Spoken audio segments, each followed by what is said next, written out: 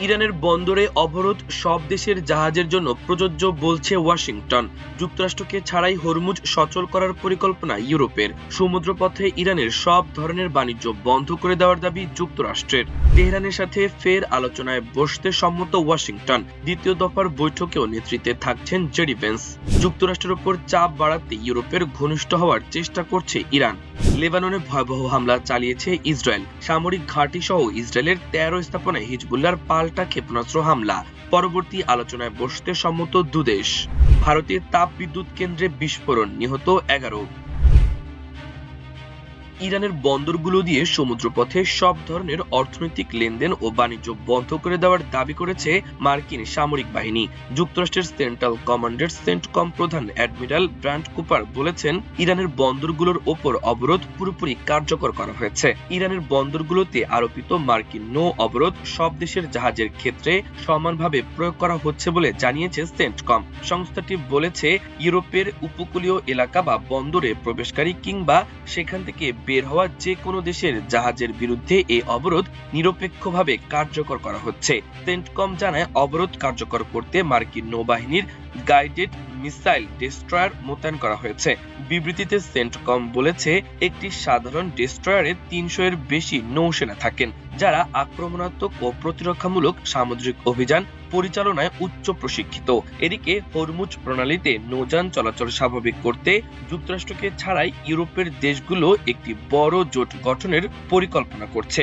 যুদ্ধ পরবর্তী সময়ে এই পরিকল্পনা কার্যকর করবে ইউরোপের দেশগুলো। নাম প্রকাশে অনিচ্ছুক কর্মকর্তাদের বরাত দিয়ে দ্য ওয়াল স্ট্রিট জার্নাল এ তথ্য জানিয়েছে।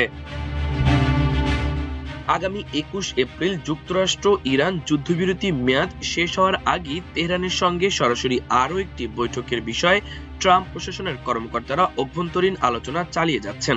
আলোচনার বিষয়ে অবগত একটি সূত্রের বরাত দিয়ে একথা জানিয়েছে মার্কিন গণমাধ্যম সিএনএন। আগামী সপ্তাহে যুদ্ধবিরতির মেয়াদ শেষ হওয়ার আগে ইরানের কর্মকর্তাদের সঙ্গে যদি দ্বিতীয় দফায় সরাসরি আলোচনার সুযোগ তৈরি হয়, তবে সেখানেও মার্কিন প্রতিনিধি দলের নেতৃত্বে থাকছেন ভাইস প্রেসিডেন্ট জেডি ভেন্স। আলোচনার বিষয়ে অবগত একাধিক সূত্র সিএনএনকে এ তথ্য জানিয়েছে। সূত্রগুলো আরও জানায়, প্রেসিডেন্ট ডোনাল্ড ট্রাম্পের বিশেষ দূত স্টিভ উইটকফ এবং তার জামাতা জ্যারেড কুশনারও এই সম্ভাব্য বৈঠকে উপস্থিত থাকতে পারেন। যুদ্ধ শুরুর আগে থেকেই কুশনার কূটনৈতিক আলোচনার নেতৃত্ব দিয়ে আসছিলেন।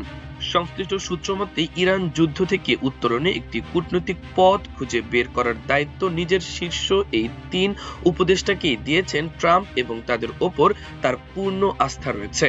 গত শনিবার সেই ২১ ঘন্টার ম্যারাথন বৈঠকের পর থেকেই একটি চুক্তিতে পৌঁছানোর লক্ষ্যে জেডি ভেন্স, স্টিভ উইটকফ ও জ্যারেড কুশনার ইরানি পক্ষ এবং মধ্যস্থতাকারীদের সঙ্গে নিবিড় যোগাযোগ বজায় রাখছেন। যুক্তরাষ্ট্রের সঙ্গে সংঘাতে দেশটিকে সমঝোতায় বাধ্য করতে চাপ বাড়ানোর কৌশল নিয়েছে ইরানের পররাষ্ট্রমন্ত্রী আব্বাস আরাকচি।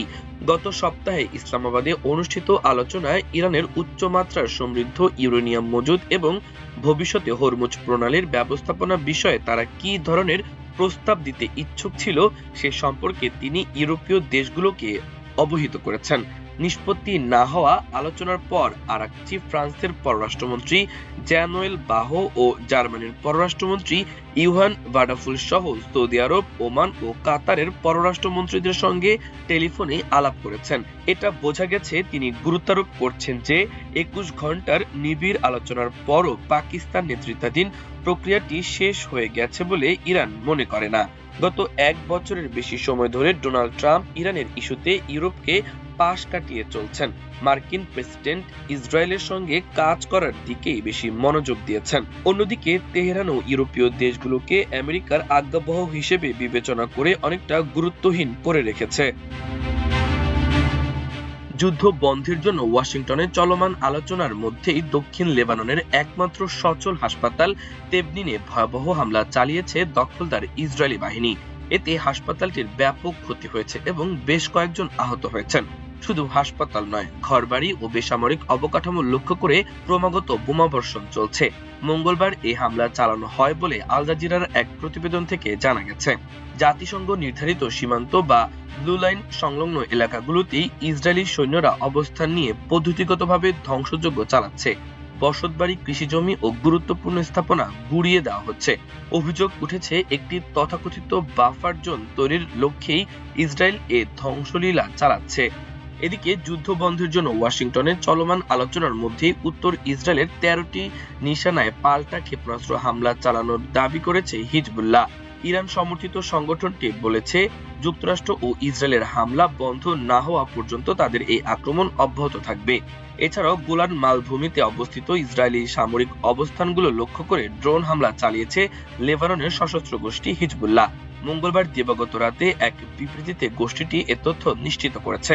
হিজবুল্লাহর পক্ষ থেকে জানানো হয়েছে, তারা গোলান মালভূমির জাওরা এলাকায় একটি কামানের অবস্থান এবং ওডেম এলাকায় আর্টিলারি ব্যাটালিয়ন কমান্ড সদর দপ্তর লক্ষ্য করে ড্রোন হামলা চালিয়েছে।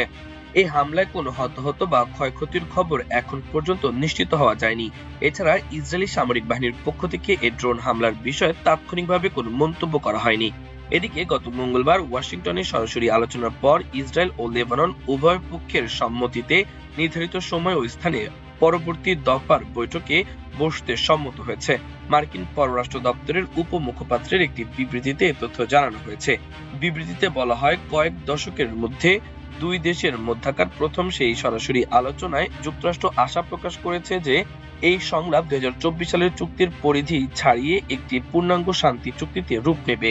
যুক্তরাষ্ট্র নিশ্চিত করেছে যে শত্রুতা অবসানের যে কোনো চুক্তি অবশ্যই দুই দেশের সরকারের মধ্য থেকে হবে এবং সেখানে যুক্তরাষ্ট্রকে মধ্যস্থতাকারী হিসেবে থাকতে হবে। অন্য কোনো পথে পৃথকভাবে আলোচনা করা যাবে না। বিবৃতিতে আরো বলা হয়েছে, যুক্তরাষ্ট্র জোর দিয়ে বলেছে যে এই আলোচনার মাধ্যমে লেবাননের জন্য বড় ধরনের পুনর্গঠন সহায়তা ও অর্থনৈতিক পুনরুদ্ধারের পথ খুলে যেতে পারে এবং উভয় দেশের জন্য বিনিয়োগের সুযোগ সম্প্রসারিত হতে পারে। ইসরায়েল পক্ষ থেকে জানানো হয়েছে, তারা সব অমীমাংসিত ইস্যু সমাধান করতে এবং অঞ্চলে নিরাপত্তা, স্থিতিশীলতা ও সমৃদ্ধি ফিরিয়ে আনতে টেকসই শান্তি অর্জনে সরাসরি আলোচনা চালিয়ে যেতে প্রতিশ্রুতিবদ্ধ। অন্যদিকে লেবানন ২০২৪ সালের নভেম্বরে ঘোষিত শত্রুতা অবসানের চুক্তির পূর্ণ বাস্তবায়নের ওপর গুরুত্বারোপ করছে। তারা দেশের আঞ্চলিক অখণ্ডতা ও পূর্ণ রাষ্ট্রীয় সার্বভৌমত্বের নীতিগুলো তুলে ধরার পাশাপাশি অবিলম্বে যুদ্ধবিরতি এবং চলমান সংঘাতের ফলে সৃষ্ট চরম মানবিক সংকট নিরসনে কার্যকর পদক্ষেপ নেওয়ার আহ্বান জানিয়েছে। ভারতের ছত্তিশগড় রাজ্যের একটি তাপবিদ্যুৎ কেন্দ্রে বয়লার বিস্ফোরণে ১১ জন নিহত হয়েছেন। আহত হয়েছেন আরো ২২ কর্মচারী। তাদের বিভিন্ন হাসপাতালে চিকিৎসা দেওয়া হচ্ছে। মঙ্গলবার রাতে সংবাদ সংস্থা পিটিআই এর তথ্য জানিয়েছে, পুলিশের আশঙ্কা দুর্ঘটনাস্থলের বয়লার রুমে এখনো কয়েকজন শ্রমিক আটকে থাকতে পারেন, ফলে মৃতের সংখ্যা আরো বাড়তে পারে। প্রাথমিক তথ্যে জানা গেছে, মঙ্গলবার দুপুরে ছত্তিশগড় রাজ্যের শক্তি জেলার সিংহিতাড়াই গ্রামে বেদান্ত লিমিটেডের বিদ্যুৎ কেন্দ্রে একটি বয়লার টিউবে বিস্ফোরণ ঘটে। খবর পেয়ে দ্রুত ঘটনাস্থলে পৌঁছে উদ্ধার কাজ শুরু করে স্থানীয় প্রশাসন ও পুলিশ। জেলার পুলিশ সুপার প্রফুল্ল ঠাকুর জানান, ঘটনাস্থলে ৪ শ্রমিক মারা যান। পরে হাসপাতালে চিকিৎসাধীন অবস্থায় আরো ৭ জনের মৃত্যু হয়। ঘটনাটিকে অত্যন্ত মর্মান্তিক উল্লেখ করে ছত্তিশগড়ের মুখ্যমন্ত্রী বিষ্ণু দেও সাই বলেন, নিহতদের পরিবারের পাশে রয়েছে সরকার। বিস্ফোরণের কারণ খতিয়ে দেখতে তদন্তের নির্দেশ দেওয়া হয়েছে এবং দায়ীদের বিরুদ্ধে কঠোর ব্যবস্থা নেওয়া হবে। তবে বয়লার রুম সরাসরি তাদের নিয়ন্ত্রণে ছিল না বলে দাবি করেছে বেদান্ত লিমিটেড কর্তৃপক্ষ। মাল্টিমিডিয়া ডেস্ক, আমার দেশ।